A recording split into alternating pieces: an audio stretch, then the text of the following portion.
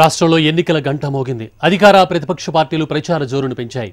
TRS ప్రచారంలో దూసుకుపోతూ ఉంటే మహాకూటమి చర్చలు, బలమైన నేతలకు టికెట్ హామీలతో ఆశావహులు దూకుడుగా ఉన్నారు. ఇక బీజేపీ ఒంటరి పోరు ఇలా ఉమ్మడి వరంగల్ జిల్లాలో ప్రచార హోరు యుద్ధాన్ని తలపిస్తోంది. దీనిపైన మరింత సమాచారాన్ని మా ప్రతినిధి ప్రశాంత్ అందిస్తారు. రాష్ట్రంలో మొత్తానికి ఎన్నికల నగారం మోగింది.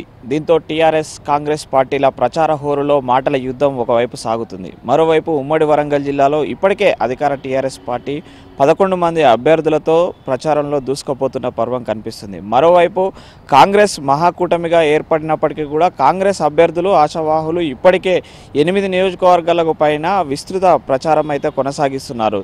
జనగామ నుంచి మొదలుకుంటే ఇటు భూపాలపల్లి, ములుగు, వరంగల్ పశ్చిమ, పాలకుర్తి, నర్సంపేటతో పాటు మహబూబాబాద్, డోర్నకల్లో మాత్రము కాంగ్రెస్, టీఆర్ఎస్ ప్రధాన ప్రతిపక్ష అధికార పక్ష పార్టీలుగా పోరులో ముందస్తుగా ప్రచారం సాగిస్తున్న తరుణం కనిపిస్తుంది. అయితే మహాకూటమిలో భాగంగా ఒక సీటు టీడీపీకి, మరొక సీటు తెలంగాణ జనసమితికి ఇవ్వాలనే ఒప్పందం అయితే ఇప్పటికే కుదుర్చుకున్నట్లు కాంగ్రెస్ వర్గాలు తెలుపుతున్నాయి. కానీ టీడీపీ, తెలంగాణ జనసమితితో పాటు కమ్యూనిస్టు పార్టీలు మాత్రము 5 సీట్లు ఉమ్మడి వరంగల్ జిల్లా నుంచి ఆశిస్తున్న పరిస్థితి కనిపిస్తుంది. అయితే ఇప్పటికైతే టీఆర్ఎస్ 11 స్థానాలతో పాటు వరంగల్ తూర్పు నియోజకవర్గం కూడా అతి త్వరలోనే అభ్యర్థిని ప్రకటించి 12 స్థానాలు కైవసం చేసుకునే దిశగా వాళ్ళు ప్రచార హోరును సాగిస్తున్నారు.